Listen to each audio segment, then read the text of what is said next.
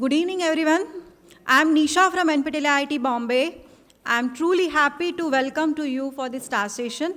It is with immense pride and joy that I extend my heartfelt congratulations to all the NPTEL stars today. We gather to celebrate your hard work, dedication, and remarkable achievements you have accomplished by successfully completing numerous courses under NPTEL. Your achievements reflect not only your hard work, but also passion for learning and self-improvement. Your journey is truly inspiring. It is true privilege and pleasure to welcome our esteemed NPTEL coordinators today, Professor Nandita Madhavan, Coordinator NPTEL IIT Bombay, Ms. Bharti Balaji, Senior Project Officer NPTEL IIT Madras. May I now invite Professor Nandita ma'am to begin the NPTEL Star Workshop presentation. So good afternoon and a very warm welcome to you all. At the outset, I would like to join Nisha in congratulating all of you for being very enthusiastic NPTEL learners and also excelling in the same. So a big round of applause for all of you. So a little bit about what to expect in this session. Some of you have come here earlier, and when you look around, what is the big change that you see? Any big change you notice here, other than the room? The numbers. So the first session we had fewer numbers. This time we have this room almost full. So what we would be doing in this session is we would be giving you a glimpse of overall achievement of NPTEL stars so that you get to know some of the other stars. Those of you who wish to give your feedback, there is a video set up in room 104, which if you go out this door, it's right there on the left. So you can give your individual feedbacks there. In the interest of time, we will not be in a position to take feedbacks here. So in this session, it would be more about some of the initiatives that we have in NPTEL, which could be very useful for NPTEL stars, and also some of the initiatives at IIT Bombay, since you're here, so that you get to know what opportunities are available here. So with this, I welcome you all. With this, we have Bharti Balaji from IIT Madras. She's a senior project manager there. I hope I got the title right, But in essence, she's the all in all for a lot of the NPTEL work. So many of you might be knowing her. So please join me in welcoming Bharti to this event. So to start with, I will just give you a glimpse of NPTEL at a glance. Now, I am talking to an audience which I don't think needs a big introduction on NPTEL. So, just in terms of numbers, any guesses, or I guess you might know, how many courses do you think we have offered so far? This is the way we can make it interactive. So far, since inception, any numbers? Okay, 1,000. Anyone else? Okay, in the last run, any idea how many were there in the last semester? So yeah, current information is, so NPTEL has offered more than 3,000 courses. The avatar of NPTEL has changed over time. Initially, it started as a web platform with videos. Then it went into a MOOC mode, which you are all familiar with now, which has elements of classroom. In terms of live sessions where you have TAs involved. You also have a discussion forum where you can interact with your peers. And you have weekly assignments, which is not very common in a lot of the other EdTech portals. The other thing which is very unique to NPTEL is the in-person proctored exam, which I'm sure you all are quite familiar with. So I think that's contributed quite a bit to the growth of NPTEL. This goes to the number of people who actually take the exams. So if you see the numbers, in the Jan offering, we are already at 9.71 lakhs of people actually taking the exams. So whenever you do well with such a large cohort of students, I think that in itself is an achievement. And a lot of it is because people are very passionate in taking our courses, taking multiple courses. We'll be showing you some numbers as well for that. So here the audience is mixed. We have student learners, we have employed learners, and we also have people who are faculty. So when we take feedback from people, this is sort of the reasons that we get. So these are the reasons that we typically get. I'm just curious as to why the stars are taking this, because this is a way for us to get sort of at one point of time feedback.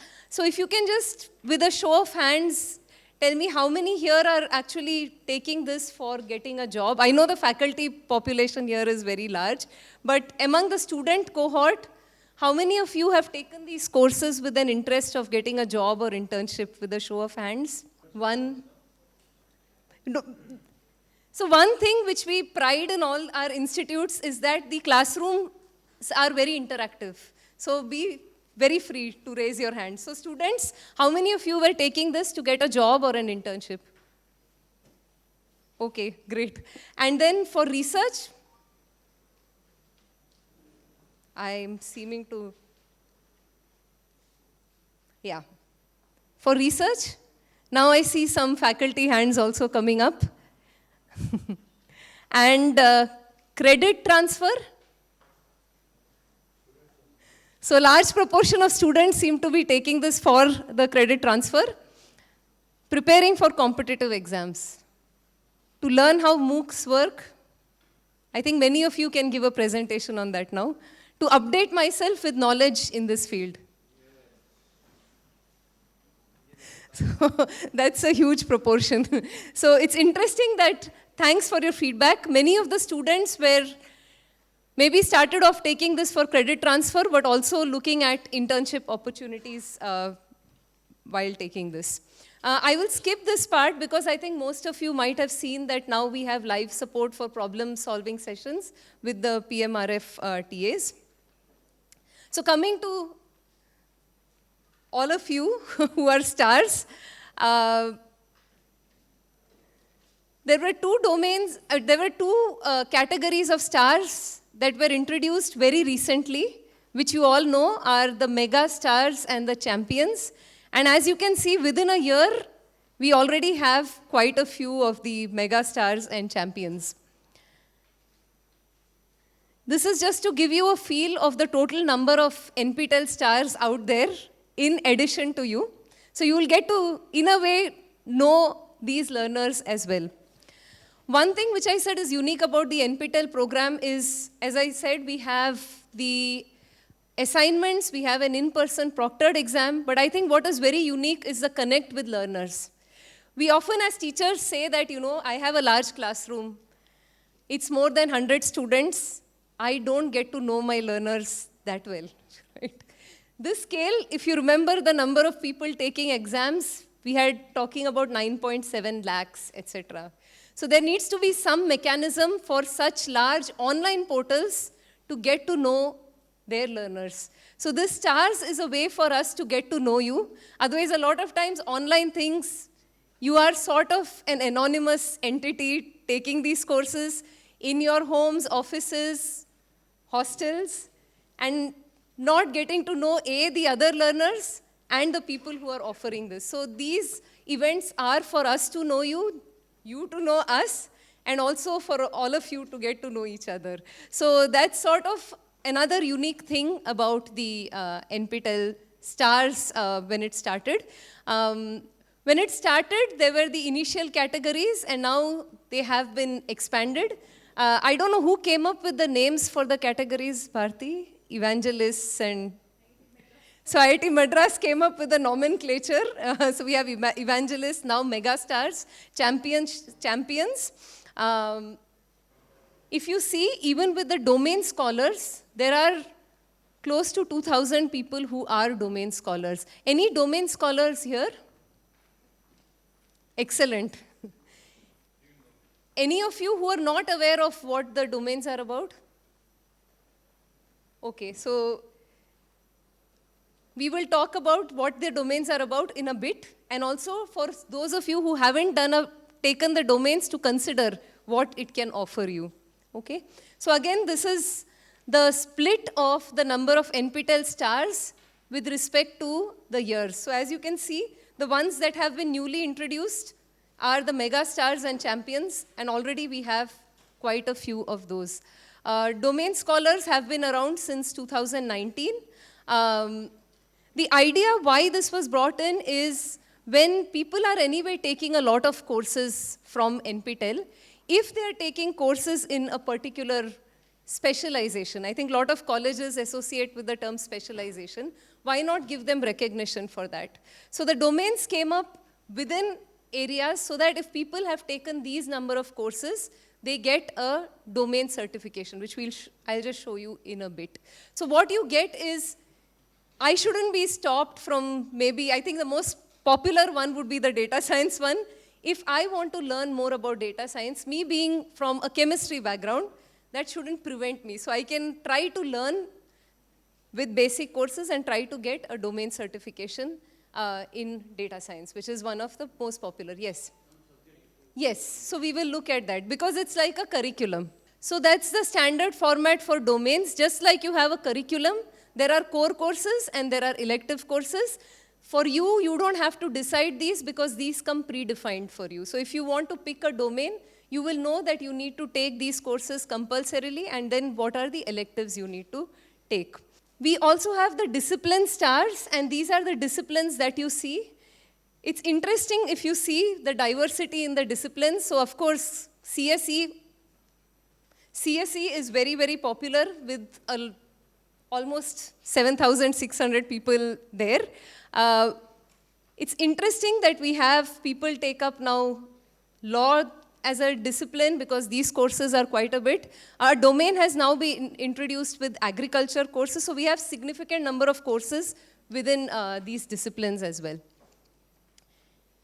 Even pure sciences, so if you see chemistry, math, there are significant number of people in those disciplines. So NPTEL, when it started off with more of a focus for the engineering and technical courses, and over the years, it has broadened its scope to include a lot of different subjects. So like sports is something which is way out of what IITs usually do, but that has been included. We have recently also included courses in, say, pharmacy because of interest in that domain. So we are trying to expand what NPTEL has to offer in terms of the breadth of courses available. So coming to what Sir was talking about, a domain is where you would be taking courses in a particular area. Two reasons why people usually do it. One is to get advanced sort of expertise in their discipline. So if I am already in a discipline and I want to get some sort of a specialization in that, I would take courses specific to a domain. The other thing is if I am outside the domain and I want to broaden my horizons, I will then take up these for certification. Now, sometimes people might think it's challenging to do this, but you're given the flexibility of time. So you can do this over a period of 4 semesters. Some people do it in one. There might be some statistics for that as well, but you have enough time to complete these courses. These are the domains, so you can see that you have a diverse set from aerospace, mathematics, management, humanities. And for the faculty here, there are also faculty domains. So depending on whether you're starting your career or you're looking for advanced level courses, which even include leadership courses, if you're looking at management positions, you have the option of getting these domain certifications. Yes? Yeah, ma'am, you just said that we have 4 semesters to complete that, right? At the other end, it says 3 years, so it will be 6. No, I'm saying you can do it if you wish. If you wish. So if you see the statistics, It says 3 years, right? right. So I'm just saying that's sort of where the average completion is seen. There is no limitation. I think the deadline is 3 years, right, Bharti? Maximum. 3 years. That's what we recommend, but it is one straight course from 4 or 5 years. Okay. So that is recommended. There are people who do it, as I said, in 1 semester. The average seems to be hovering around 4 or 5, if I remember your slides correctly. Bharti, it's around 4 or 5 semesters. 3, 4, 5 is on an average what people take to complete it. And up to 6 you can take. That wasn't the limit. Yeah. So this is what the certificate looks like, where you have the information for each of these and the QR codes. So then that's quite nice if you're looking for employment and want to say that you have the domain certification. So if you see, there are people the statistics, as you can see, there are many people who have completed one domain. There is someone who has even completed 7 domains. So it is quite possible if you're trying to, since this is a star audience, if you're trying to look at doing multiple domains, you can do it. Okay, so it is possible. It's up to your bandwidth and what you wish to seek. Not trying to push you for it, but just telling you that it's possible.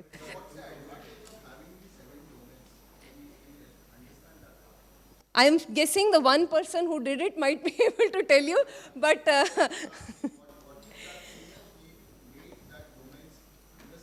so I think it depends a lot on the individual, just like with learning. So if I'm looking at expanding whatever my field of expertise, I might be a professional, so I might do some domains which help me get management skills, so I might do some in management. I might do some in my own areas. Yeah, I would like to interact with that person, because looking at the talent now in the field which is there, the talent is taking at the most 2 or 3 domains which is there. Right. I could observe in the research part, but taking 7 domains is something very surprising to see. I would like to understand that. Right. I think learning is very interesting. Each person has their own sort of formula of what works for them and why they're doing it. So, yeah. Okay. So why are you taking these domains? जी thank you नमस्ते सभी को myself doctor Prashant from government college of engineering Nagpur you can see right now I have completed 3 domains and one domain as told by Didi, it is psychology can be completed in one sitting also. It requires only 4 core subjects and 2 electives and that you can get at one sitting, one domain.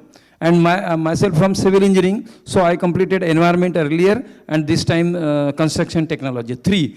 Plus I am appearing now for 12 subjects. How many? 12. So in that 12, I am LLB also, so I have taken a law domain. So if I complete, I have taken that intellectual property, patents and all. So I will be completing a 5th domain. Along with domain, it is from humanities and science. So I can complete within 1 year or 2 years, 6 domains, 3 plus 3. So you can finish within 3 years. Okay, thank you. Ji. So the point of this, just a minute, sir. The point of this is that it is possible. It's up to you. So I wouldn't prescribe anything, each unto their own. But why you do it is a very personal choice. Whether it is possible, yes it is. So that's what we are trying to show. It is possible, there are people taking it, but do it for whatever works for you so that it's an enjoyable experience for you in the process. Psychology domain everybody can do and everybody must do. Very simple. Happiness, all the thing, how brain creates mind, human behavior you can see here right now. So those who wanted to know, yes sir. I got 99 marks in that subject. I lose only 1 mark. You just guess where I would be able to do. 75 out of 75 or 25 out of 25. Where are you? For the same. Huh? You should not lose 1 I lose 1 mark in the assignment. And you are saying assignments are open book and nothing much. I got 75 out of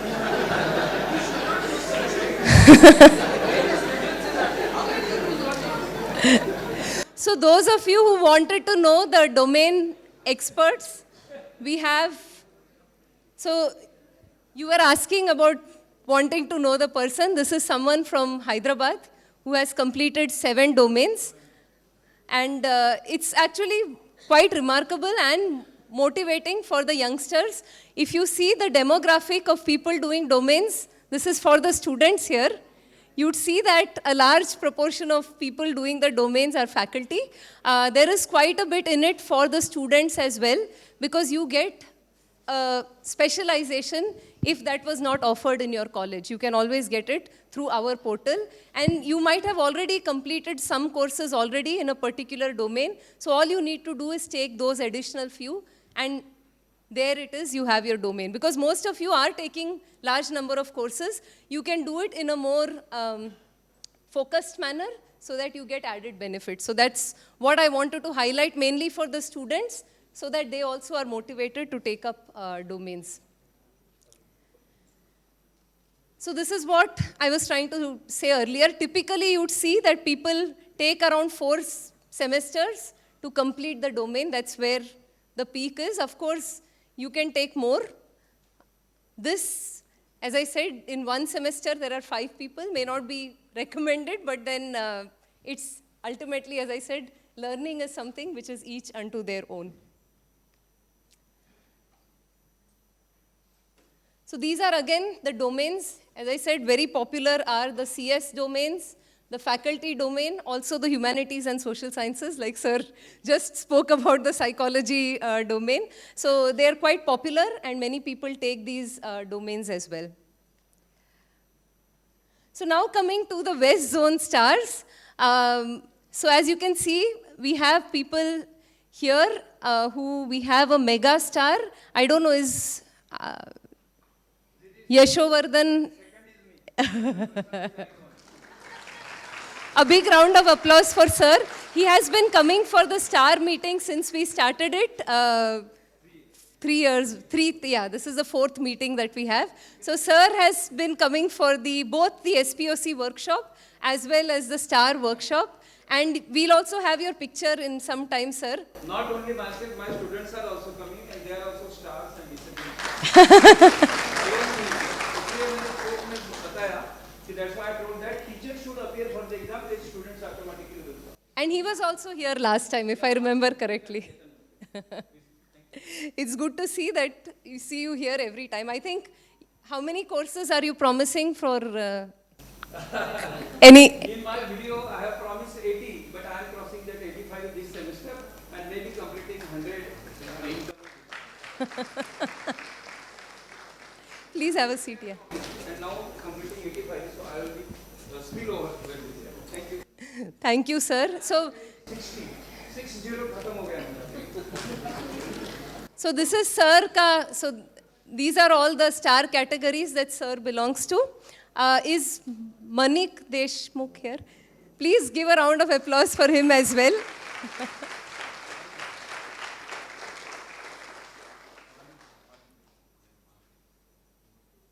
Would you like to say something quickly, sir? When I started in the beginning, no, it was compulsory from my college. You have to do it. By scolding the HOD so many times, I started it in the beginning. So it was compulsory. Otherwise, yeah. The thing is, otherwise we would get to memo. That was there. So I started with one. But when I see, even myself also having the experience of 25, 30 years, but when I learned that course from professor from IIT Kharagpur, then in foundation engineering, I realized that I am missing something in my teaching. Most of the things which we won't find from the books, from our teaching experience also, we are getting from NPTEL, madam. Definitely it is there. Then I went for 2, then for 3, then 4. Then I thought I will give 6, and this time let me try for 12. And I cleared all. And see, people say when you go for more or going for rat race, you will get less marks. It is nothing like that. See what the marks I got this time, no? In 6, 7 subjects I got more than 80, 85. So if you do more, if you do, no? So we can do it. And many, even apart from civil, I did ENTC subjects also, digital signal processing, signal science systems, mathematics, all mathematics courses I did, computer science courses, theory of computations I did. So again, I am going for now languages for artificial intelligence, machine learning. This time again, I am going for 12 courses. Excellent. Thank you. These are also quite challenging courses. Thomas Chemmannur is here. NPTEL enthusiast, Ghanshyam Patel. So age, I think, is not a limit.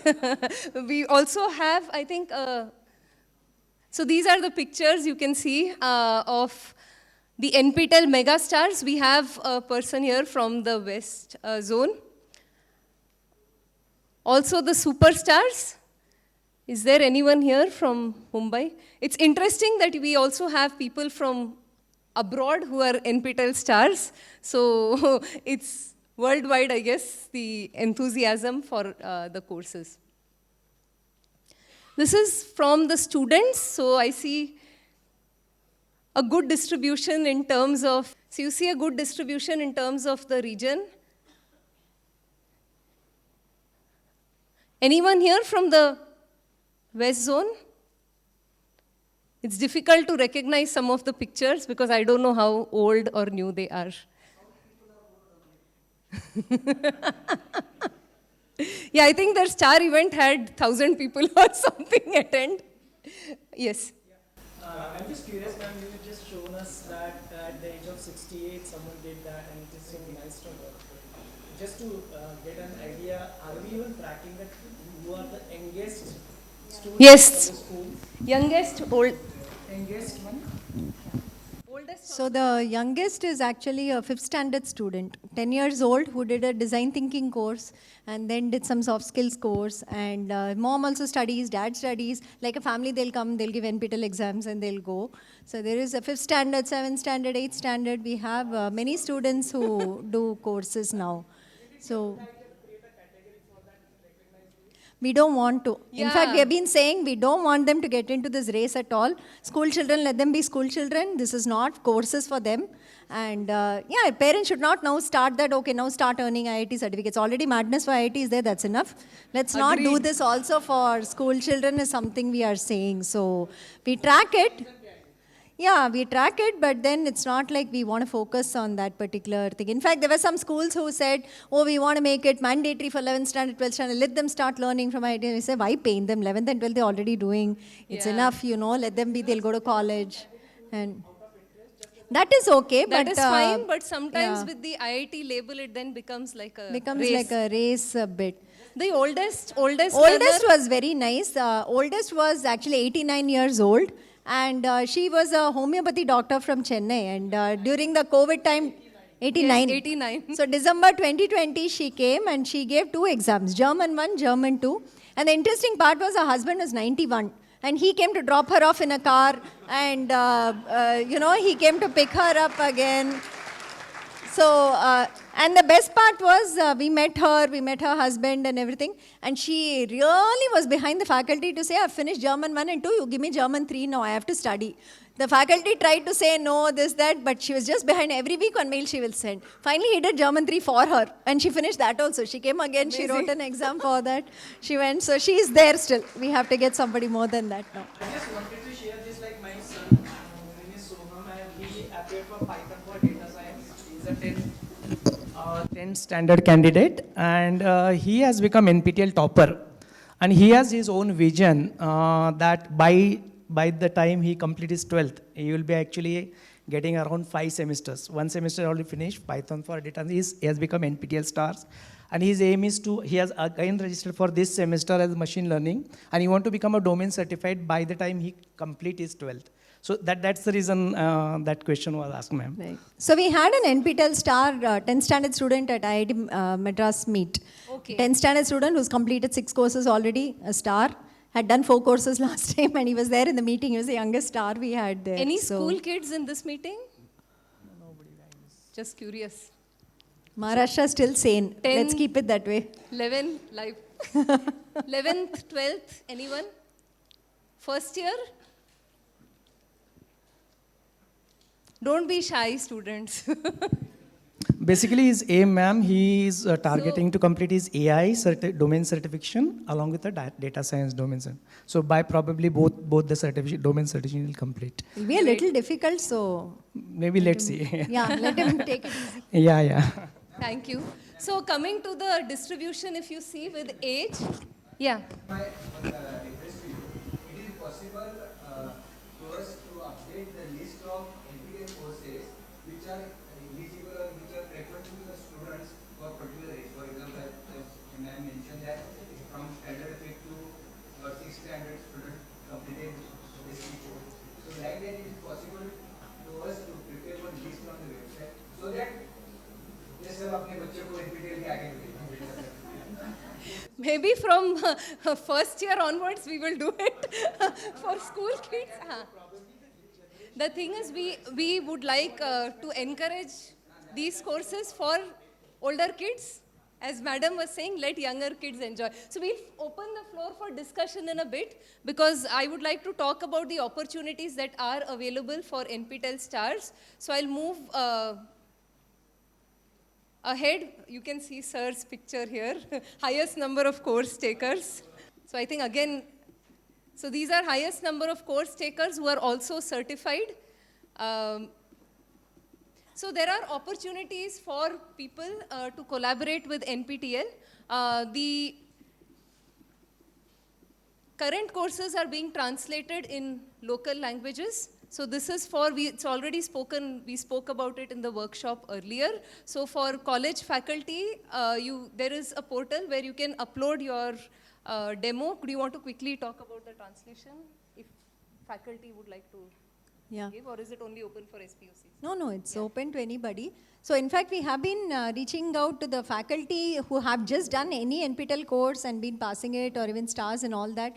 So the NPTEL popular courses, we have been trying to translate into regional languages. And currently about 30,000 hours are even dubbed with a voice dubbing. So it's most of it is machine generated, but it's not the machine voice of 2 years ago when everything used to sound the same. After 5 minutes, you're zoning off, right? But now the machine voices are much better. They are more human in their way that they are getting rendered. So we request the help of faculty who have domain knowledge, preferably if you have passed that NPTEL course, and you know a language, of course English, you would have done the course with us, then you're apt to translate that content into your own language. So the languages, we are doing 11 languages now, Hindi, and of course the South 4, then we have Marathi, Punjabi, Gujarati, Odia, Assamese, 5, and then of course Tamil, Telugu, Malayalam and Kannada.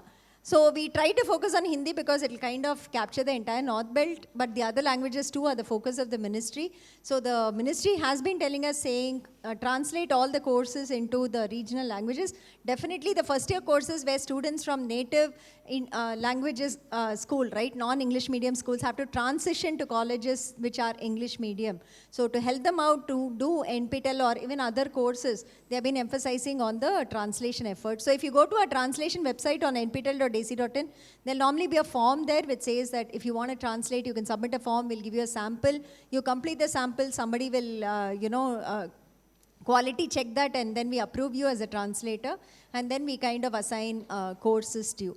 Only thing is, we are in between transition of a phase. We have completed the previous phase. We are waiting for the next funding.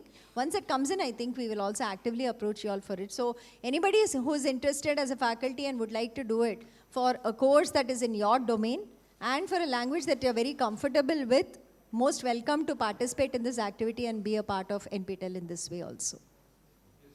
So this is how you can Sir is now So this is a way in which faculty can also be a part of the NPTEL family. We work quite a bit in a collaborative mode. So this is just to give you the glimpse of that opportunity. For the students, now this is mainly catering for the students who are looking for opportunities. There is a fellowship that we have started. It's either post-bac or pre-doc. So those of you who have, who are NPTEL stars are eligible for this. Basically, it is to give you a flavor of what research is, okay? So how it works is you apply for, so pre-doctoral means before a PhD, where you get hands-on training for a period of 1 year at the participating institutes. So the students can apply for this, and yeah, so these have the details. So it's a 1 year, it's a 1 year program. You get a stipend of 25,000 with HRA, which is for the rent allowance, because a lot of times when you are in an IIT, the hostels are only available for the students. So if you come here as a project fellow, you would need to take accommodation outside. Our local offices are very helpful in actually helping you with the accommodation and all that. There is a lot of hand-holding that goes on here.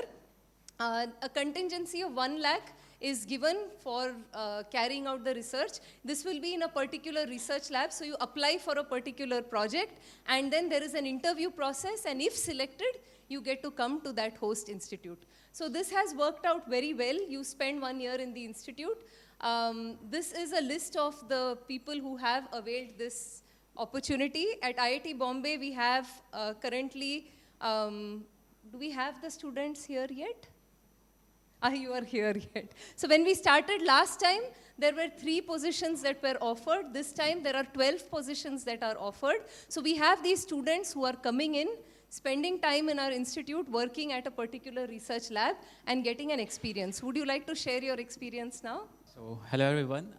Myself Prem Kumar, and I am a recent graduate from IIT Madras in Data Science and Application. And after getting the NPTEL IIT Madras BS degree in Data Science and Application. Yeah, our coordinator here, Mrs. Bharti ma'am. So, basically, I got the opportunity after selected for the NPTEL Star, and it is very a surprise moment for me. I have I get the option to search for like 200 projects and options, and like apply for the projects. So I search for it and filter it out, and actually I'm from the data science background, so I select the projects which basically align with my coursework. So I just applied in 3 or 4 IITs, and I got selected here. And there is an amazing experience. I am working here from 1st of July, so from the last 18 or the 19 days. So yeah, I got to learn a lot of things in the last. Can you say a little bit about the interview process as well? Yeah, it's a kind of especially first one is the resume screening round, and I have to submit the video. You can tell the students. Yeah, I have to submit the video about what's your background and what are the stuffs, how you would like to contribute to this project. Currently, I'm working in a ANRF pair project, which is a project of the Government of India. And my project subject is signal processing and machine learning, and I am under the Professor Vikram M. Gadre, which is the electrical department professor here. So I went for the interview for IIT Kharagpur. I got selected for the 2 institute. So there I just went through, they also provide some resources in the link sheet, like you have to go through the research paper and other stuffs. And me and one of my friend here, the Satish Jaswal, he's also, we are we are together from the 10th standard, 11th standard. We do together, we done our bachelor's degree in data science and application from IIT Madras, and then we came here along with together. So it's very luckily we are here together, and the interview process is very like a kind of whatever the things you have went through in the courses. Actually, you have to smartly choose the project which have given in the sheet, because there are almost 200 projects options there. So we smartly choose, almost filter out 7 or 8 projects and apply for the 5. You just have the options to select the 5 courses and apply for it. So yeah, we just go through the research paper, what are the resources they have provided in the sheet, and then we just go through the interview process and try to give the answers to all the questions. So yeah, till now we have a very good experience here. So I'm really enjoying this opportunity, and also like professors and the other staffs also help us and support us and motivate us to join the MS research or the PhD or the MTech program. They also try to help us yeah, you can go with it, you can choose this path, you should prepare for the GATE exams as well, and you can go to the MTech. So there are a lot of things here. I'm getting a lot of exposure. Actually, we are already in the data science field, so we know what are the things we have to do in the future. But in the data science, we already have got a lot of exposure after that program. It is a very huge program. Some of the students already know. It's almost 50,000 students are enrolled there. So we have already a huge network, so we already know what are the things, what are the people, what are the students are doing. But here, right now, we are a very new experience, getting a lot of exposure. We are working with the many faculties and the other stuffs due to the ANRF pair project. So yeah, till now, I am really enjoying this moment, and this is very surprise moment for me. So all of you who have more questions about the fellowship, you will be around, right? Yeah. So you can contact him and he would be able to tell you more. So he's your friend? Yeah. Oh, okay. You can talk about your experience. So, hello everyone. My name is Satish Jaswal and I am from Madhubani, Bihar. You must have already know much about our project because we are the colleagues in the same project in the electrical engineering department under Professor Vikram Gadre. So, I am also his colleague from high school.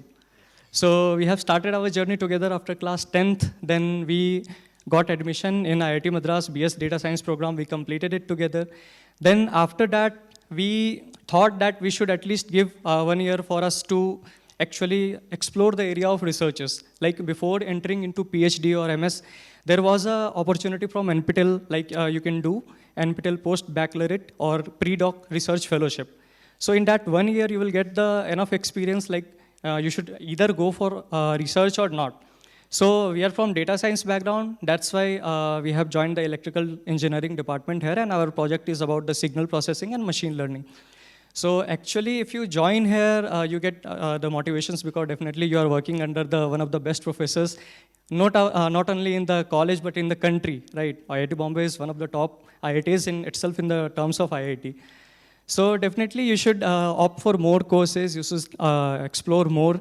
You will get the opportunity to work with some of the best peoples in the country. You will also get to know how administration works. Apart from our technical domains, we also get to explore, for example, there is a project called ANRF. Someone of you must have known about it.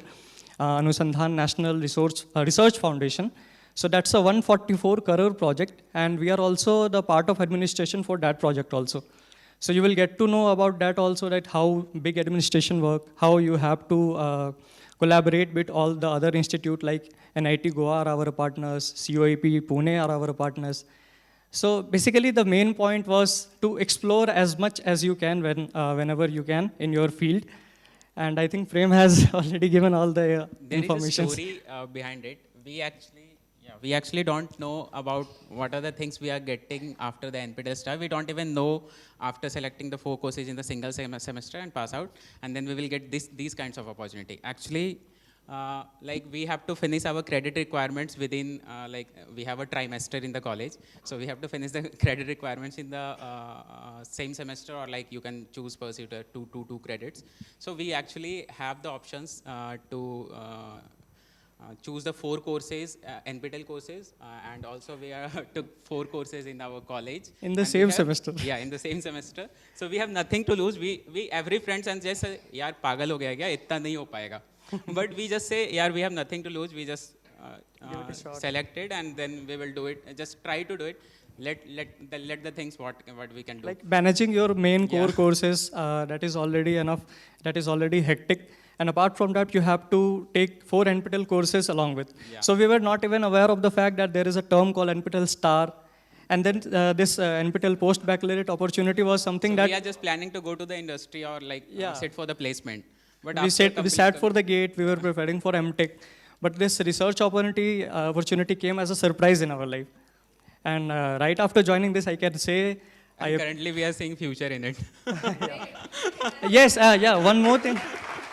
One more good thing is that this opportunity... Exactly. Yes, this opportunity can be further converted into MS or a PhD from IIT Bombay itself. So you will get the alumni status of this institution as well. Yeah, we are currently working with some of the faculties of the C-Minds, like Center for the Machine Learning and Data Science Department at IIT Bombay. So they are also keep motivating us to join the C-Minds after 1 year for the MS research or the PhD.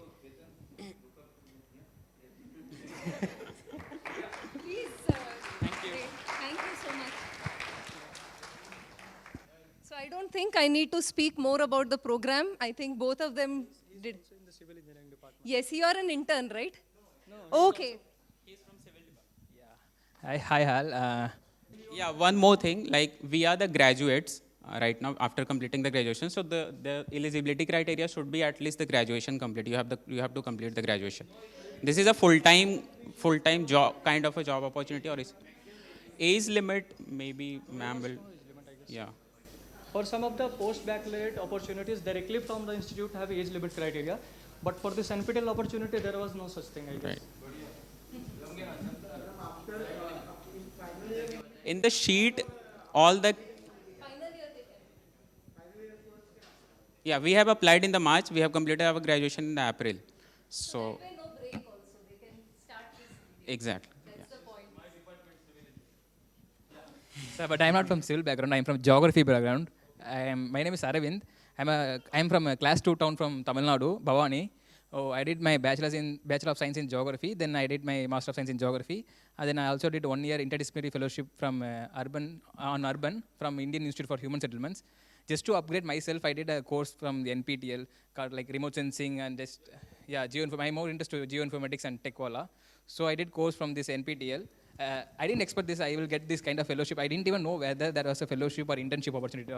Just as to upgrade myself, I did a course, then I got a topper percentage. And currently I got a fellowship in the Department of Civil Engineering. I'm working on the monitoring global extremes, which is climate change and geospatial technology. How can we analyze or assess the climate change through the geospatial technology to give the output for the solution for the challenges? So this is about me. Yeah. Thank you. It's fine. Thank you so much. Also intern or? Huh? Intern. So I'll just change the slide very quickly. So these are the statistics already shown. You can be here with me, no problem. Just give me a minute. My name is Shwetang. Just give me a minute. I'll come to the intern slide so that they know what you're doing here.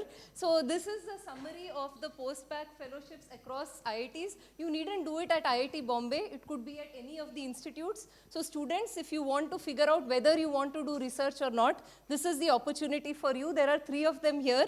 You can speak to them about understanding how this works.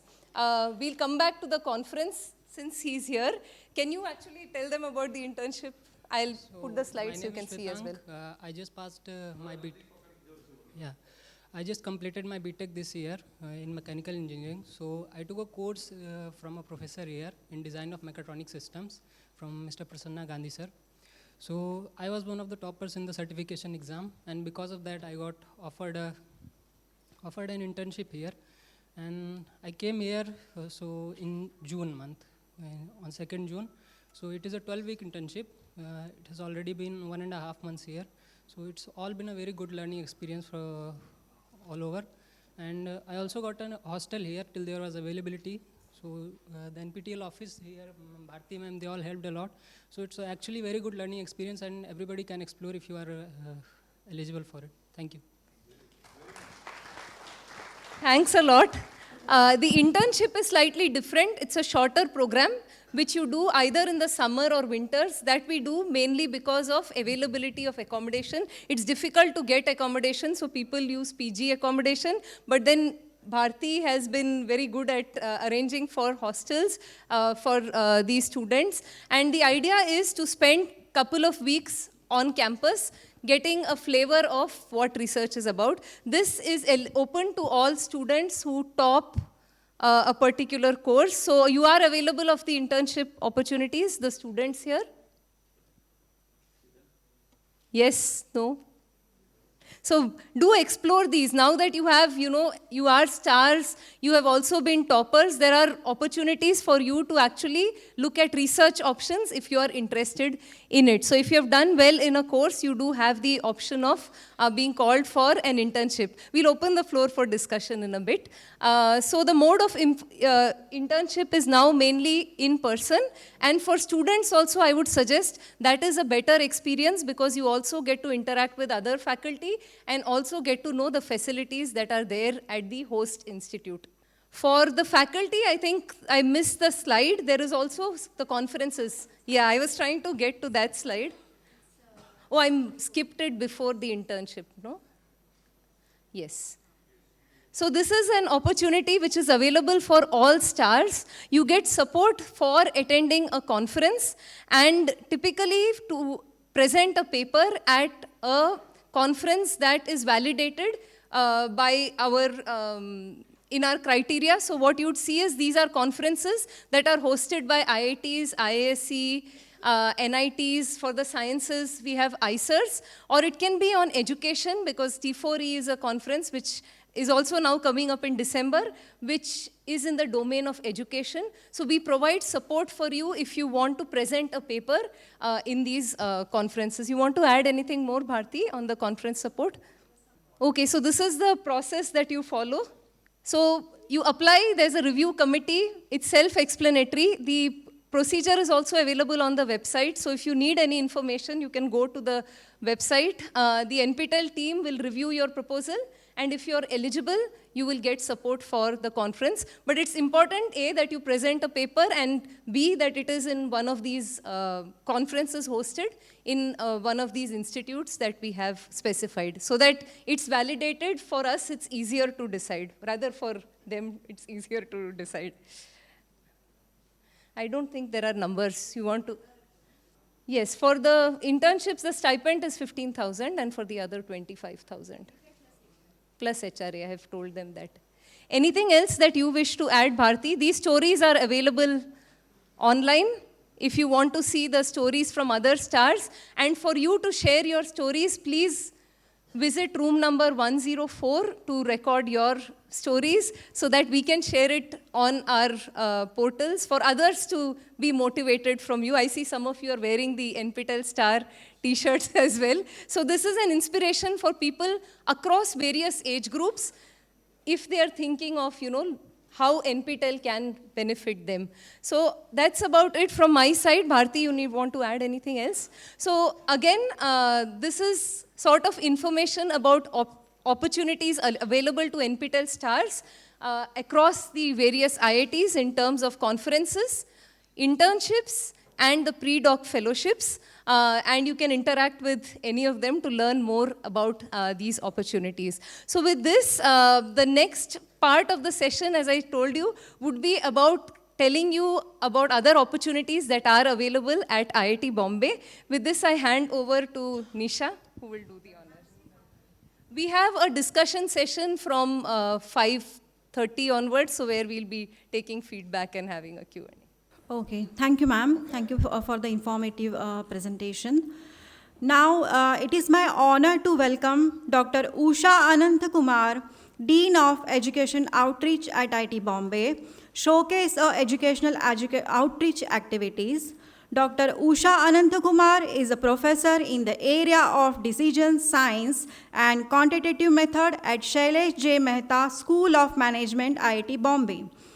Her area of research include applied statistics, classification under imbalance, statistical learning and predictive modeling. Her teaching interest includes statistical method, multivariate data analysis, predictivity analytics. She is also conduct a short-term program for executive in the field of analytics. She has also received several teaching awards at the department level and institute level. She is a co-PI of Malaria Group of National Disease Modeling Consortium anchored at IIT Bombay. Ma'am, please welcome. It's really a privilege to be here in the midst of stars. I like the name, the star event. Okay, it's really exciting. Okay, I'm here to give a feel about what we at Educational Outreach IIT Bombay do about in terms of outreach activities from this institute. I'm the Dean of Educational Outreach, and that's why I thought I should give you a feel about what are the activities which we do here at IIT Bombay. Educational Outreach at IIT Bombay aims to provide access to IIT Bombay's premium education to a wider audience with a mission to provide access to education globally. Our focus areas are to create transformative educational content in the form of certificate courses, degree, diploma programs, utilizing the expertise of our world-renowned faculty members, to provide solutions to the skilling, upskilling, and reskilling needs of the nation and beyond towards technological advancement in the service of the society and the environment, using the best technological solutions and across our digital divide.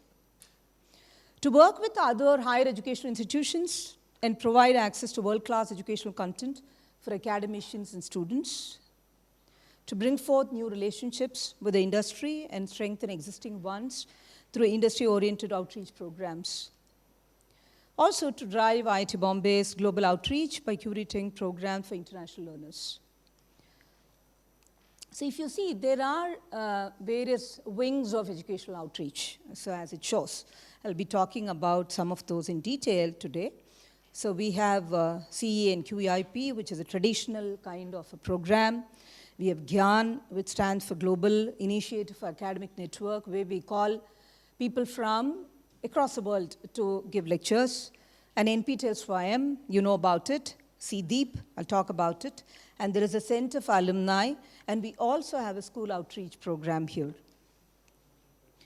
Okay, so the traditional program earlier, prior to this being an educational outreach office, this was called as Continuing Education Program Office, so CEP.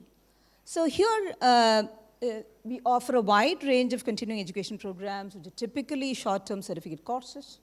These programs are offered both as open courses as well as in-house courses for organizations. Open courses, anybody can take it, and in-house courses generally come from the companies, industries, etc., where either we go there and then teach them, or they come here and then we conduct programs. So that's the difference between open house and open course and in-house course. We also deliver customized courses for academic institutions based on the specific requirements. So this is a major model which we operate. We also have MOOC. MOOC stands for Massive Open Online Courses. A series of MOOCs has been launched on Coursera, which is our EdTech partner, providing flexible and accessible learning opportunities. So just to give you a feel, you can see on the left-hand side, these are some of the in-house courses which we did recently. The first one is for Coal India. We have one professor of practice who's really an expert in geostatistics. So he delivered this. And we have Bajaj, where again it was a leadership program. And Ramaiah University was an FDP, which is a faculty development program where our faculty members had gone there to actually train them. And Interrise Trust, as you see, this is for civil engineers, where it was conducted in Chennai. And the open programs which you see, there are a number of open programs. I've just put only 3 here, which are quite popular. And this is for, generally, the first one which you see is for people who are interested in research, academic ethics, scientific scholarly writing and journal publication. So second edition is on now, transportation systems and demand modeling. And the third one which I've put there is AI leadership for entrepreneurs, professionals and executives, which is very popular. And we have run several editions of this particular program with houseful kind of learners in these programs. The other model, as I mentioned, this is MOOC. Some of those are mentioned here: Python for scientific computing, design thinking and innovation, introduction to Internet of Things, introduction to tech entrepreneurship. And we are also in discussion with several faculty members to have MOOC courses with us. So that's about MOOC. There are also specialization courses on the emerging topic on electric vehicles and powertrains, AI, ML. So these are some of the MOOC courses which we are actually doing. And now, this is a very recent development about professional certificates. So there is a request for a more comprehensive certification program for industries from corporates. So how this model works is that professional certificates are offered for a learner who completes a series of related courses in a broad area. Minimum is 3 courses, the bundle of courses, where at least 3 courses will have to be there, that covers the critical pillars of the field for which the certificate is being awarded. All the courses in the bundle must be successfully completed and certificates of completion received for the same to qualify. We have 2 types of certificates: completion certificate and a participation certificate. So this will be given only if they have 3 completion certificates in those critical pillars of that particular field. Just to give you a feel about what kind of professional certificates could be done is that, say, if it's a professional certificate in supply chain, the learner could take courses in inventory management, logistics, transportation, operations, research, etc. And if it's going to be on cybersecurity, the learner would take courses like cryptography, web security, network security, cloud security, etc. In fact, we are launching 2 professional certificates now, which is in the pipeline. This is on web security and software development. It will be soon out. The press release is going to be out soon. So that's about the new model of professional certificate. The other wing of educational outreach is the center, which is known as Pramod Chowdhury Alumni Continuing Education Center. So this was started by our alumnus Pramod Chowdhury.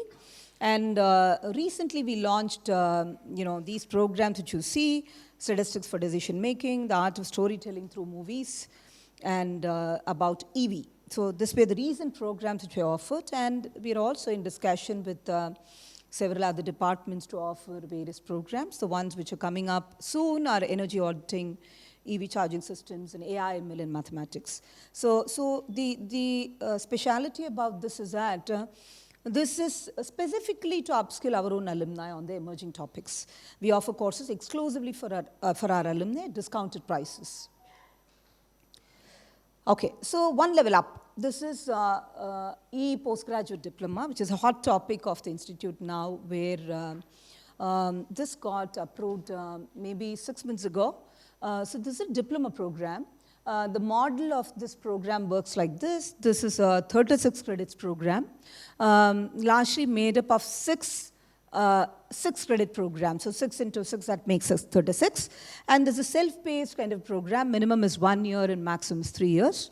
So if a particular department comes up with this EPGD, then they come up with a plan for the kind of courses which one has to do to have an EPGD in that particular area. So one has to complete that. That's a model. However, if for some reason somebody is not able to complete it, then we provide exit options. And our outreach office anyway gives certificate for each of the courses done by the learner. And the other things are alumni status are given for EPGD people.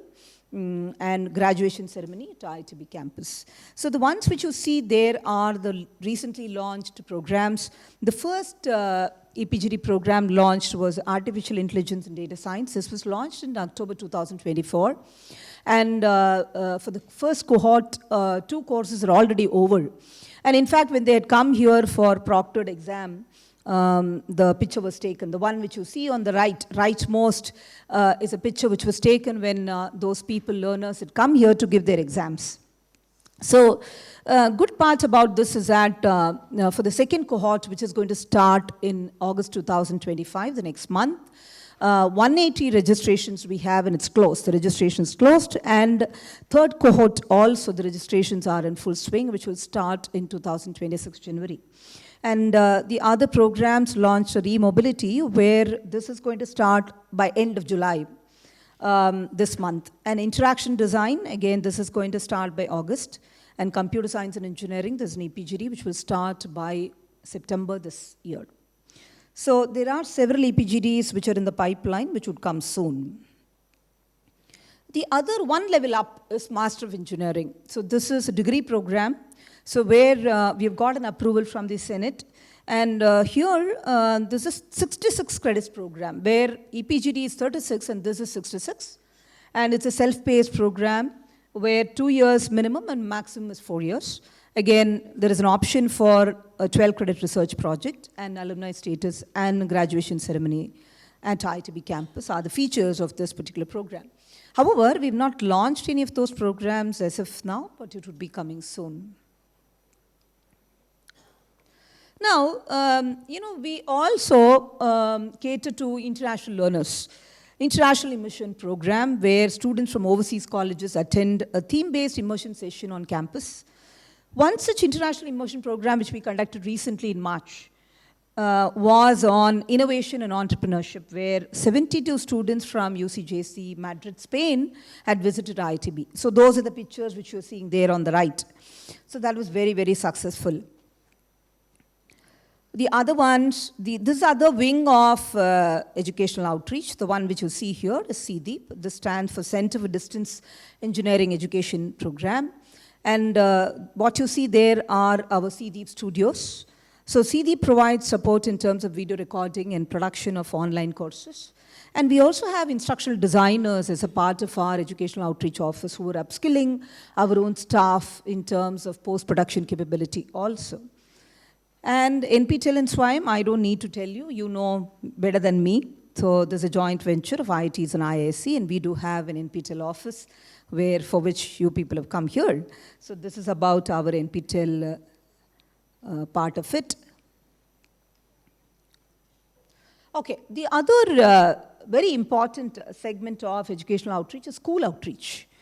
So our vision, again, to ignite curiosity and creativity among school students by providing transformative learning experiences that go beyond textbooks, nurturing future-ready individuals through interdisciplinary engagement, hands-on learning, and a strong foundation in both science and in arts.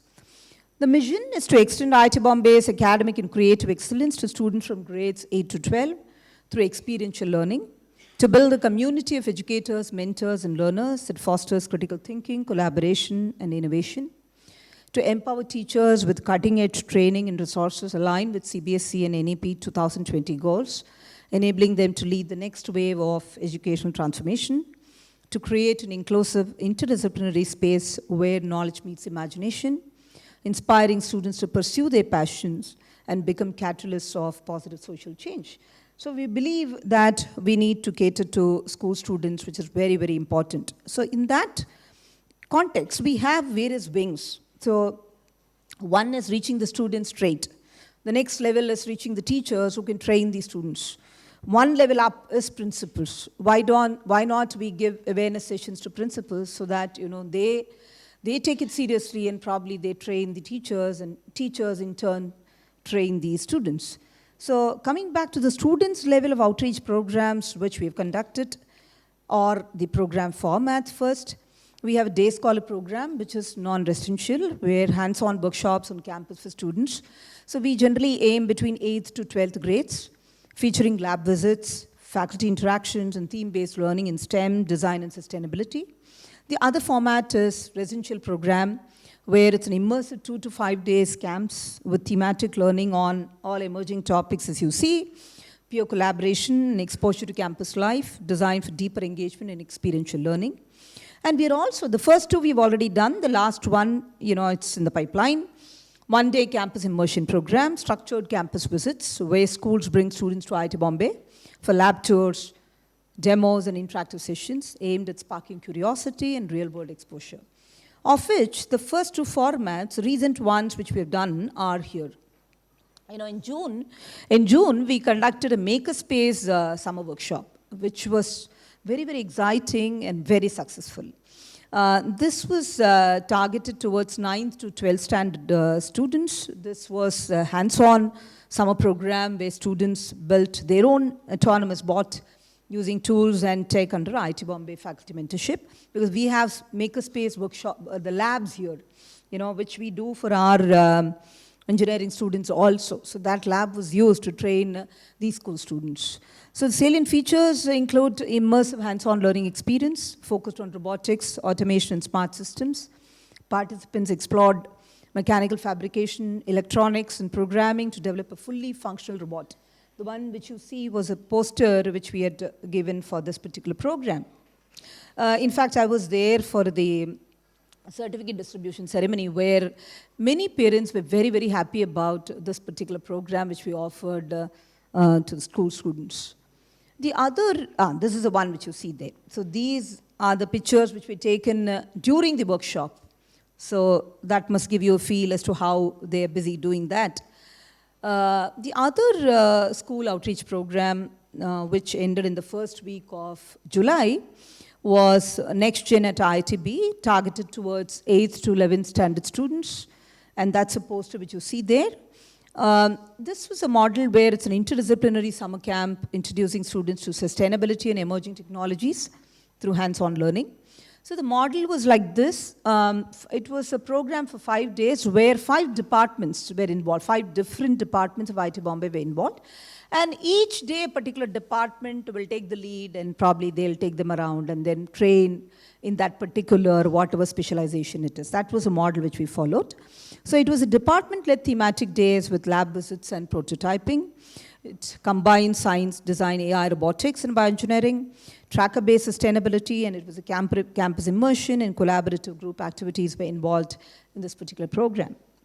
So some of the pictures which were taken during this particular program are the ones which you see there.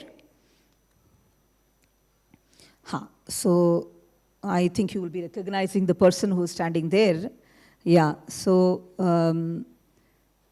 solar person of India. Yes, Professor Chetan Solanki. Yeah, so yes, so there were lectures also by eminent people as a part of this particular program. So this was also of that particular school outreach program.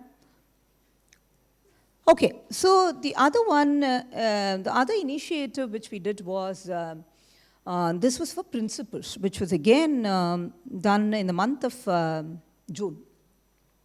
So this was for CBSE principals, academic exposure visit at IIT Bombay. This was an initiative by Professor Kannan Mudgalya of IIT Bombay. So where this was led by educational outreach. So we did all the logistic support, and so that's how we were involved in this particular program. So this was organized under NEP 2020. And there were also certain sessions on entrepreneurship education at school level, and where research exposure also was given by guided lab visits to BSB department. And bridging school and higher education was one of the goals, where insights into research-driven learning and innovation ecosystems was provided. And now the vision forward is strengthening school-university linkages for future education, future-ready education leadership. So this was again quite successful, and principals were very happy about this program. It was an awareness program for them. And where teachers also were involved, where Professor Kannan Mudgalya trained them in spoken tutorials. So that was a speciality of this particular program. So this was, again, taken during that particular CBSE principal's visit. This gives you a spectrum of the kind of outreach activities which we do at IIT Bombay, starting from school students, high school immersion programs, curated programs we do conduct, college students, certificates, degrees, diplomas, and certificates, institutes, teachers, faculty. We also go and do some training program, and executives. Various CEP programs are targeted towards executives, early and mid-career executives, and also organizations. Various government organizations approach us for various programs, and we curate it, and then we offer it to them. So this is a spectrum of courses which we offer to various target audience. That's about us. So several new programs and courses are in the pipeline and are planned for launch in the near future. So you can contact us here. So, and there is an educational outreach website also, so you could go through that to know the kind of programs which are being offered as a part of outreach activities at IIT Bombay. Thank you so much.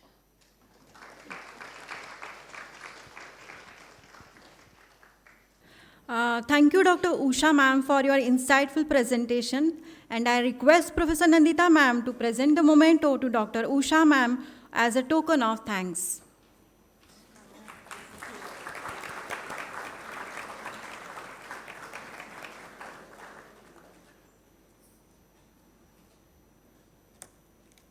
Thank you, ma'am. Next, I have pleasure of inviting Professor Ram Kumar Rajendran from the Department of Education Technology at IIT Bombay to showcase the education technology activities. Professor Ram Kumar Rajendran is an associate professor at the Center for Educational Technology at IIT Bombay. Previously, he worked as a research scholar at Vanderbilt University in USA, as researcher at NEC Central Research Laboratory in Japan. His research interest includes learning analytics, AI in education, affective computing, educational data mining, intelligent learning environments, self-regulated learning, and MOOC data analytics. He served on board of director for the International Educational Data Mining Society and the executive committee. Yeah, thank you everyone for joining, and thanks NPTEL team for inviting to showcase our department. I'm Ram Kumar Rajendran. I'm going to talk about Center for Education Technology at IIT Bombay. Before we start, according to you, I think take a minute. What is education technology? Because almost I see most of your professors and some students here. What is education technology according to you? Yeah, you could just speak up. No need to. Yeah, education technology means it's giving knowledge to the upcoming students, whatever the generation are coming. In earlier days, it was this blackboard and this one. But nowadays, these are the online courses, and particularly we are preferring NPTEL. So this is one of the technology that is online learning. Okay. That's all from my side. Thank you. So it's a technology to give knowledge to the upcoming generation. G. Okay, fine. Imparting education technology, okay. Expanding technology into software, simulators, or the tools we used to teach or transfer knowledge to the teacher to students. Good. So I'll talk about a bit different. Our definition of EdTech is a bit different. So I'll go to that so that we'll be understanding what is EdTech in our center. Then we'll talk about the research works happening in our department. The primary aim is to showcase that the work happening at our center also attract the young students who are NPTEL stars here to join our department for master's and PhD program. That's the main goal. So for us, the education technology is similar to the technology, but use of educational theories that would help the pedagogy, the teaching process better, also to understand the learning process of the students. It is not using the tool only. For example, NPTEL is a good one, or I can use PowerPoint, or I can use any other tool to teach. That is not what we stop at. We wanted to understand how the learning processes happens. We don't use the end test or end sem exam only to predict the outcome. Learning happens as a continuous process. Everyone starts learning, and some students are able to achieve the goal, some students are struggling. So if you're able to understand the processes, what's happening, we would be able to intervene and give, do a better pedagogy or better scaffolding to can be give. So the idea is to improve the pedagogy, teaching learning processes with the help of education technology. That's a goal. So here we use technology to understand the learning processes. So the vision is to center to be the source of ideas and innovations in technology for education and pedagogy for technology enhanced educations. So technology enhanced education is a part, but use that to improve the pedagogy, teaching learning practices. So the center mission is to nurture research, innovation, outreach leadership among its faculty and students in the area of education technology that are critical to Indian context. So there is a lot of education technology departments, engineering education has been there around the world, but in India it is not there. IIT Kharagpur had it, the center kind of closed. So we have only one center in India, in IIT, having Center for Education Technology. So we want to work in Indian context. So this is the timeline. We stop at 2022. So I started at 2010 only as a PhD program. Then we added a MTech program in 2018. Then 2019. Now we have a 4 batch of MTech students completed, and we have 20 MTech students at present, and 45 PhD students doing PhD, and at least 30 PhD alumni are completed, working as a faculty in different universities or in organizations, different organizations. So this is how we started. And there are mainly 4 main conferences which happens in education technology. The one is in the sense of international conference on computers in education, other conference focusing on learning science, international conference on learning science, or other conference based on the educational data mining. We were part of all these international groups, and all of these conferences has been happened at IIT Bombay at least once or twice. So this year we are happening, ICC conference will happen at IIT Madras this year. The second time it is happening in India. So we established a center, then started talking to the international organizations which offers these conferences or the groups. Then we become part of the board of directors, board of members, executive committee. Then those conferences also came to India. So if you are interested, the call for paper for the co-located conference of ICC, that's called T4E, is happening. I'll share that later. I think it's coming later. So that's the latest conference which happened initially. So we had T4E, ICC, latest, all the conferences happen in India. It's all international conferences. T4E is our conference. Then again we did EDM in IIC Bangalore, and we had HiCalt, and we had ICC coming again. ISLS will be in 2027 at IIT Bombay. So that's a plan.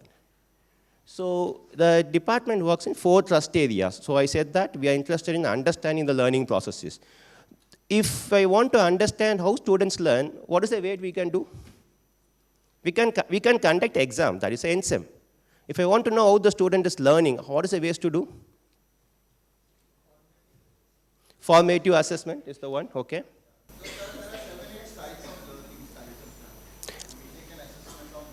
Okay.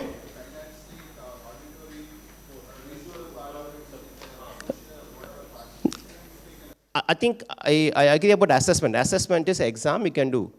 I want to know how the student's learning. You give a problem to a student, like say, I want them to solve a circuit theory problem. He's solving some problem. And how do you know the process is? The only way is to ask the students. There's no other way. It's interact with the student. It's called, interview with them. There are two types, stimulated recall. So you got to recall or think aloud. They have to thinking aloud what I'm doing this, or interview, okay? So if I want to do qualitatively with the student, the focus is on that is technology enhanced learning of disciplinary practices, where we provide a system to the students. The systems enable students to think about each steps in the process, answers based on that. Then we ask questions to them. So we try to understand the learning processes. Whereas we collected data using sensors like facial expressions, clickstream data, all the trace data, we would apply the educational data analytics group. It's called a data mining, or the AIED group comes into picture. So I'll go through these 4 groups. So the idea is that understand the learning process either by the traditional method, that is qualitative analysis, or quantitative analysis using ML and AIED. So we'll go to the first method. It's called teacher use of education technology. And one of the main product of TET, this group, is learner-centric MOOC. I think how many of you in NPTEL have seen a video showing that please pause here and think about a minute, come back? How many of you have seen this? That is a product of LCM. See, we wanted to make the MOOCs to be more interactive. We know how to do the active learning strategies, in that I can ask polling in the class, I can make them to do something. But if I want to do it in the MOOC, it's not possible. So MOOC has an iteration rate of 90% usually, 92, 90.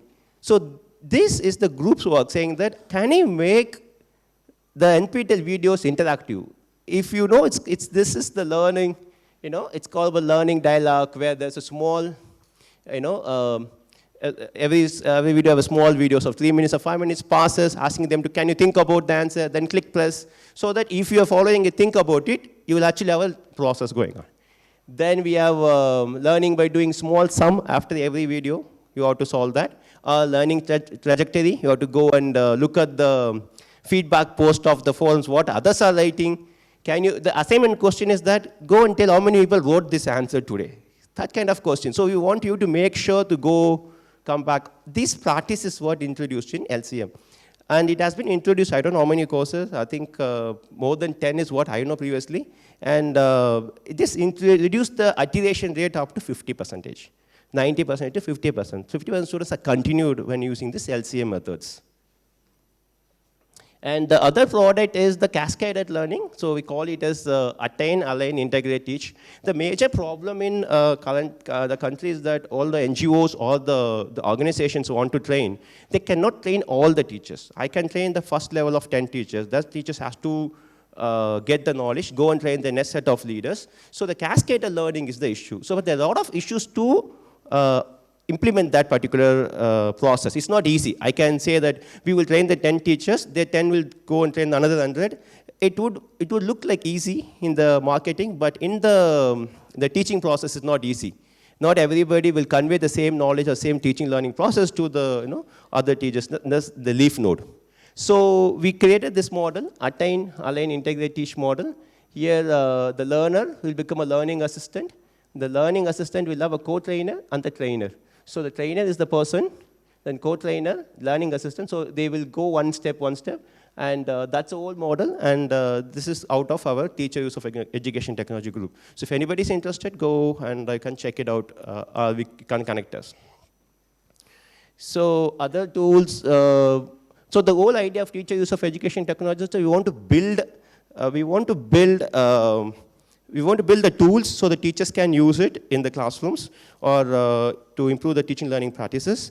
Also, we want the teachers to involve in the design thinking. Teachers want to apply any of the pedagogy in the classroom and start doing research on it and publish papers on it based on practice-oriented track. So in our conference, we have one track completely for the practitioner track. So it's not that you have to do some novel new idea. Instead, you can practice some new teaching learning practice in your classroom.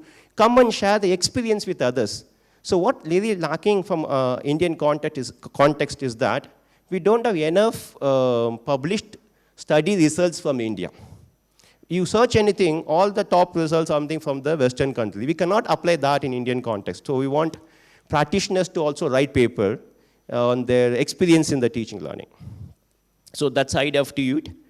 The another main thing is from TUIT is called Tulna. I think, is anybody knows Tulna here?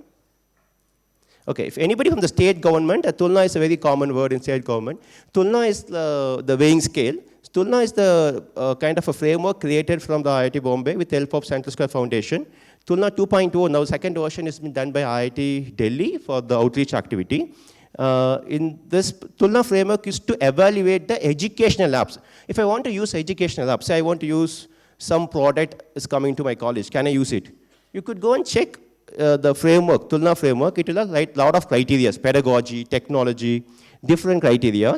Then you can compare whether the particular tool have all the products. You could check it yourself, or you could train somebody, then check it. So that product has been, this particular framework has been used by the several state governments to procure their products for filtering levels, the first level. The procurement happens based on the bidding, that is later, but for the filtering, tool has been implemented in several state governments. So these are the 3 products come out of TUIT group. I will quickly move to T-lead. So as I mentioned, this is aimed to understand the learning processes by doing the qualitative analysis, by asking questions, what's happening, what's going on in that. So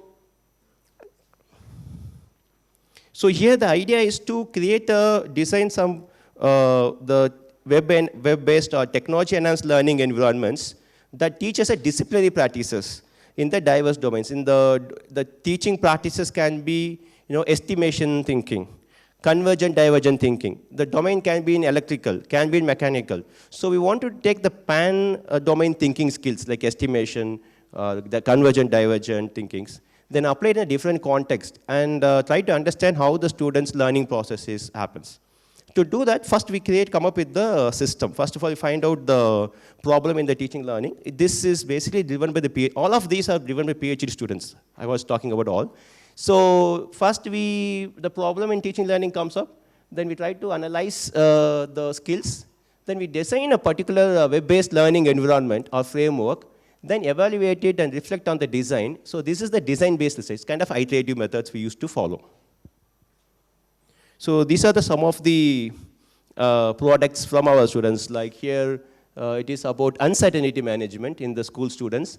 Here it is about estimation in computer-supported language, like CSCL, where the students are trying to estimate the electrical current required to run a car or something like that. This is the perspectives. They have to drive a vehicle in the VR simulation. Then the student will be driving a car, the ambulance won't be coming, are they giving a space, or somebody will be walking, crossing the road, elderly. Then what is your action to it ethically? Then look at the other person's perspective, what you have done. So it's for the students to understand the different perspectives. And this is in the makerspace. So these are some of the projects from this T-lead group to understand the teaching learning process. So these are some of the disciplinary practices like perspective thinking, reasoning, feedback seeking, computational thinking, estimation skills, some of the different disciplinary practices. So I'll go to educational data analytics. I belong to this particular group, that's why it'll be easy for me to explain better. So here the idea is that I want to understand how the students interact. While interacting with the computer-based systems, what is the learning processes? The best way is that talk to them. Otherwise, we can have a trace data. What is trace data? I can trace the learner's learning from the start to the end. The tracing can be based on eye gaze. I can have eye trackers. I can trace the eye movements. I can trace the facial expressions, like how the expressions goes on. I can trace the clicks they press in the keyboard, like they're reading this button, now they're reading for 5 minutes, they're watching the video. So if we collect the data like a clickstream data, eye gaze, or the facial expressions, with that we could understand the cognition, metacognition, and motivation, affective states. This is the goal. So here our idea is that in a learning environment, everything is a computer-based learning environment. We try to use eye trackers, webcam to collect the facial expression eye gaze data. And using computer vision, we try to predict the affective states. Affective state prediction is kind of easier if it is general emotions like sad, fear. But we work on the learner-centric emotions such as boredom, confusion, frustration. These are not, there's just no established model to predict it. So there are a lot of effort has to be done. So still not any universal model available. So anybody's interested in affective state prediction, you could go and look at learner-centric emotions. There's no universal model available. So we work on that in smaller groups. Then with this knowledge, with the temporal data, we would be able to say why the student has not able to complete the particular problem here. When the student has had a struggle and moved out of it, something like that. So that is the whole idea of this educational data analytics group. So the idea is to get the data analytics and use multimodal data and provide a personalized learning content in adaptive space. So I think I was telling the same thing, so just quickly click on. So to summarize, we use the different sensor data, students interacting, facial expression, eye gaze. We try to predict cognition, metacognition, affective states, and attention. That brings the student model. The student model will tell you what kind of feedback I have to give when, what kind of scaffolding is happening. Then we check whether this scaffolding has any impact on the learners. So this is the educational data analytics group. The last theme in our department is called exploration of emerging technologies. So what really happens is when students join our department, since we are education technology, there's no BTech in education technology there. Students from diverse department can join. Anyone with a BTech with a GATE qualification can join education technology. So we give them a training for first semester on basics in introduction to education technology, what is learning analytics, what is stats in edtech. Then we give one particular tool, or the latest tool, for example, HoloLens, or 3D printers, or VR device. We ask them to come up with whatever the difficulty you faced or challenges you faced when you are learning, can you create teaching learning practices to solve that? So it's called use the emerging technology and solve some of the learning issues you faced, challenges you faced. So the idea is to provide them with the emerging technology and ask them to come up with a new teaching learning concept. So for that, you just give some examples like AR-based GeoSolver and Combat or StereoChem or AR-based ones. Here there's a fostering computational thinking using smart home technologies, or generalizing trace-based SR using eye gaze data, or investigating learning processes in the VR by collecting the log data, or affective component by using EEG and eye tracker. So the students, when they join, within 3 months, they understand what is EdTech, give them an emerging technology, ask them to use it to understand the learning processes. That's the idea of this particular theme. So from within the emerging technology, we'll have some publications. Basically, the conference publications, the project they do immediately can publish in the conferences. And they're usually used for the showcases and outreach activities for our department. That is like most of the students want to see the AR product and they want to look at it and they want to experience the EdTech product there. So I'll talk about the department culture. So we have something specific. I think very few departments have this. Since our department have only like 50 students and 5 faculty, every Friday there's a Friday meeting culture. And that's where all the discussion, all the future plan, all the students' project ideas has been discussed together. And the plan for the conference, plan for the plan for the next semester. If you want to converge what happened in last semester, everything happens at Friday meetings. This is a very key cultural thing in our department. So it is for the students to come to face-to-face, meet everyone, talk to alumni, even alumni join, and interact and learn from each other. And we want to show that the department has a diverse background. If you see a student from biotechnology, from computer science, etc., from MPhil, mathematics and robotics and CS, MBA. So the students from different diverse background come to a department. It is not that EdTech, as I mentioned, EdTech is, there's no BTech in EdTech available. So what happens is that we have students from diverse background come here. They spend 6 months to learn about the EdTech concepts basics. Then they work on it. So this is to show the diverse background of our department. And we do a lot of educational trips to students. And a lot of fun, sports. Although the department is very small, and we're not competing with any departments at the IIT Bombay for the competition in sports, but we're having small sports group within the department. Yeah, this is to show the outdoor activities we do. So yeah, as I mentioned, these are the list of conference.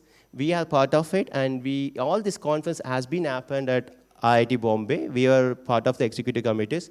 So this year, ICCE and T4E is happening in December 1st to 7th at IIT Madras. If you want to attend ICCE deadline has been over, but you can attend T4E, that is a co-located conference. The paper submission for T4E is July 29th. So please check if you want to attend. If you attend T4E, we'll make sure that you also can attend ICC. So we will, for our T4E participants, we will give you the ability to attend ICC for free. So if you want to attend ICC conference, you could check the T4E conference paper submission date and submit it now. So I think this is, with the aim I was thinking that a lot of students would be here to show that what are the career opportunities we do in our department. So MTech students will, after first year, they go for the 6 weeks internship in the industry, that in different roles like instruction designer, teacher in training programs, different roles. After 2 years, these are some of the organizations alumni are working currently, worked it, like MGIP. We have at least four of our PhD students are with UNESCO. And yeah, NPTEL, we have JK, and different, I think the government organizations and the private organizations are here.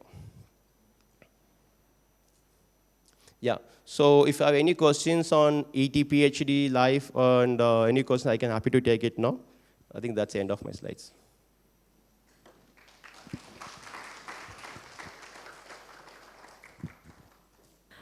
Thank you, Professor Ram Kumar, for your valuable presentation. I request Nandita ma'am to please present the memento to Professor Ram Kumar as a token of thanks. So I think their department has also had a history of college teachers come back for a PhD. If you can just quickly, because we have some faculty here. Okay, so the lot of, as IIT Bombay have the multiple ways to join, like TAs on the self-finance. Also college teachers also can join a department. I think it is common in all departments, but we have college teachers who leave the job and join our department. You know, there's no age limit for PhD. That's the idea to say. And I've seen people who are joined as a CT category, later convert, stay fully, all these things are possible.